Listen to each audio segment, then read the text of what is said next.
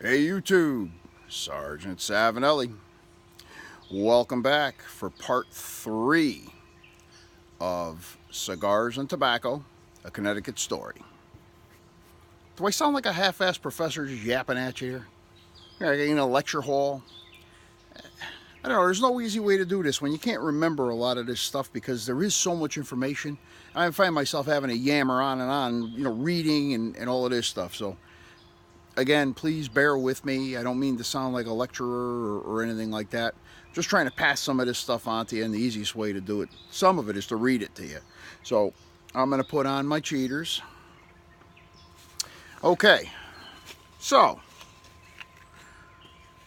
the information on the F.D. Grave and Son Cigar Company in the great state of Connecticut, New Haven, Connecticut to be specific. All of this information that I'm giving you guys today comes directly out of a 1994 interview, which was printed up in Cigar Aficionado magazine. Yes, 1994. Okay. So here it is in a nutshell. Frederick Graves Sr., he was the first founder of the F.D. Grave and Son Cigar Company in New Haven. He was born in Osnabrück, Germany in 1849. 1849. He immigrated to the United States with his parents in 1861. They landed in Baltimore, of all places. And this was still in the early days of the Civil War. So he was apprenticed to a Cincinnati cigar maker at the age of 14. And 7 years later, he moved to New York to work as a cigar packer at the Defiance Cigar Factory, which was one of the biggest at the time. In 1873, he was 24 years old. He accepted a foreman's position with the Osterweiss Cigar Company, which later on his grandsons actually bought. And in 1884, he left to form his own company, and he began by making and marketing cigars under the name of Judge's Cave. Now,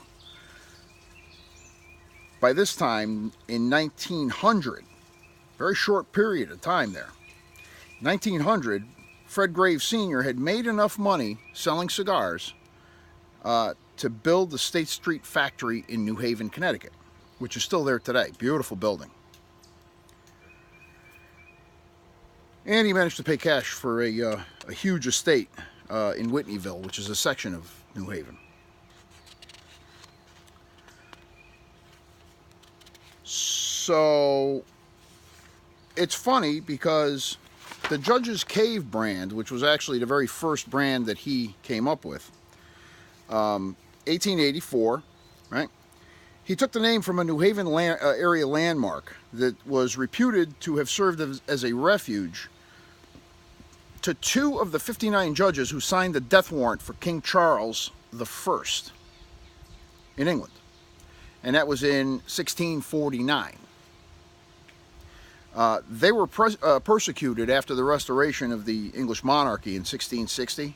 And I guess, as the story goes, 3 of the fugitive judges escaped to the colonies because the rest of them were hung as traitors. And 2 of them were forced to hide in a cave in New Haven for several weeks because they had a price on their head and they were looking for him pretty hot and heavy. That was the first line that he came out with, Judge's Cave. I've smoked those cigars. They're no longer available. They've disappeared into history. They were a pretty decent cigar for what they were. So, in about, let's see, bear with me because this thing goes all over the place. So, the Grave Cigar Company, F.D. Grave and Son, they used pretty much all Connecticut for binder and wrapper. Their fillers were pretty much a mix of Cuban filler, because don't forget at that time we were still right there, and from Connecticut for some filler tobacco that we grew here, and also from Honduras. The Cuban filler was used in engraved cigars right up to 1964. 64. Well, that was a year after the Cuban embargo. That's right. They continued to make them with Cuban filler for 1 year after the Cuban embargo. Well, how could you do that, you might ask? Well, I can tell you how.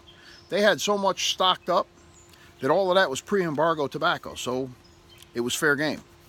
And it lasted them a whole year's worth of production after the embargo. And of course, the embargo screwed everything up for cigar stuff.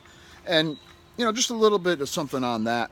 I know it's not the Connecticut thing, but when the Cuban Revolution took place in 1958, a lot of your big family names in tobacco and cigar manufacture, they escaped with their lives and emigrated to the Dominican Republic, Honduras, Ecuador, places like that, similar climates, and they took their seeds with them. Because when Castro took over in '58 after the revolution, he made the Cuban government the sole owners of the tobacco production and cigar production in Cuba. That was all government regulated. So these people were facing horrible financial ruin and who knows what else. So they all left, and they took their seeds with them. So when you're growing tobacco in a very similar climate and similar soil conditions, that tobacco is going to grow very similarly to what it was in Cuba. So when you're smoking a cigar that has Cuban seed tobacco in it, you're basically smoking a Cuban cigar. All right, because that tobacco goes with it. It's just like if you put together nothing but Connecticut leaf to make a cigar, because we grow sun leaf here too, sun broadleaf, wide open sun, for fillers and binders and for some wrappers. The FD Grave cigars were not wrapped in Connecticut shade wrapper. They were wrapped in Connecticut sun-grown wrapper, which also gave you the variations, the light and dark, and some were darker, some were lighter. They weren't a pretty cigar, but boy, they were really tasty. So just a little bit of history there, because I got to tell you, the whole Cuban cigar thing, I've smoked just about every brand there is, I think, of Cuban cigar. And to me, I got to tell you, there's an awful lot of hype, because I've found and currently smoke cigars from the Dominican Republic, from Nicaragua, especially Nicaragua lately. This cigar I'm smoking right here, this Perdomo, was hand rolled in Nicaragua. Every bit of as good as any Cuban cigar I've ever had. All right, so the hype is a lot of it, being that they're the best in the world. But then they say, you want to make it better, wrap it in Connecticut. It's true, very true. All right, so back to the FD Grave Company. Let me get my bearings here and see where the hell I am, because I lost it. Okay, so after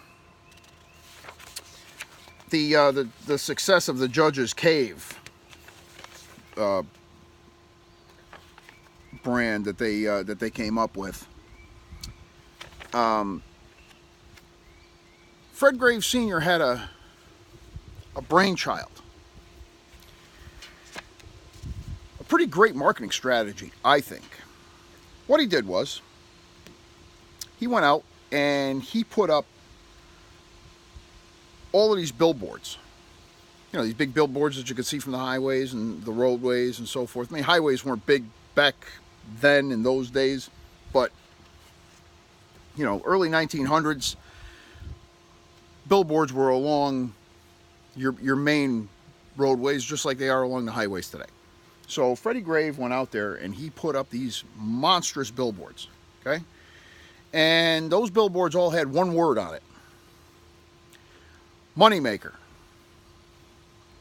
Spelled Moneymaker. Big black letters, Moneymaker. Nothing else on the billboard. People were going crazy. They couldn't figure out what the hell Moneymaker was. He drove people nuts for about 6 months with these Moneymaker billboards. And then, after about 6 months, he launched the Moneymaker brand. This was the box then,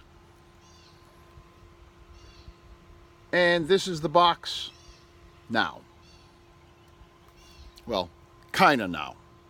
All right. So I'm going to give you a little tour of this box, because there are a few things on here that are kind of interesting. Okay. On here, well, first and foremost, there's a seal right across the mouth of the box here. This is all wrapped in cellophane too. It's all completely wrapped. At the bottom here, I don't know if you can see it, it says Connecticut Valley Cigars right there. Okay, it's a little band that kind of wraps around there and seals the box. Okay. If you look in the center of the box, and I'm going to read it to you.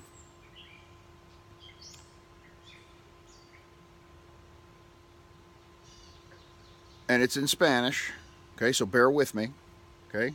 It says, Fábrica de Tabacos Superiores de la Vuelta Bajo, okay, the lower valley. That's tobacco fabrication, literally, tobacco fabrication from the lower river valley, okay, from the lower valley. Trademark. And you'll notice that it says Judge's Cave right on it. That's the Judge's Cave trademark. Now, these are not Judge's Cave cigars. That's just the trademark that they put on this box, on the Moneymaker box. All right, and they did that forever. On the back of the box, you'll see,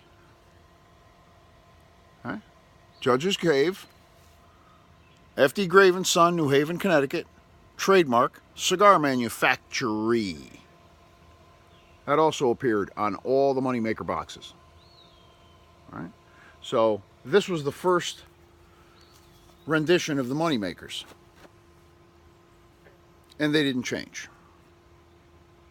And on the bottom it just says 50 Cigars, FD Grave. It gives you the address of the place and a phone number to call. Incidentally, it's pretty funny because, well, these things were an instant hit. Instant hit. And I'll tell you what the numbers were, because I actually have those numbers here. So the Moneymaker brand that I just showed you, all right, it's covered in dust. These are old boxes, by the way. Early 1900s, FD Grave sold about half of its annual production of 5 million cigars in Connecticut, and the other half were through mail order or mail order throughout the United States. 5 million cigars a year. Could you imagine that? Okay, 5 million. And then it went up another 2 million, and they had 16 salesmen. And every day they would fill up the trunks of their cars and head out to service their accounts. 7 million cigars were being sold every year out of the back of a car. Could you imagine that? Those door-to-door salesmen. Could you imagine a salesman showing up to your house today and knocking on the door? You know, the old days of the Electrolux and those types of guys. Could you just imagine Fuller Brush Company and, hey, knock on the door. That door opens up. What the hell do you want? What are you doing here? Could you imagine? Today? Horrible. So, fast forward to hold that thought. We're getting into the 14-minute mark here. We're going to clip it right there, and we will come back with the next part. Stay tuned.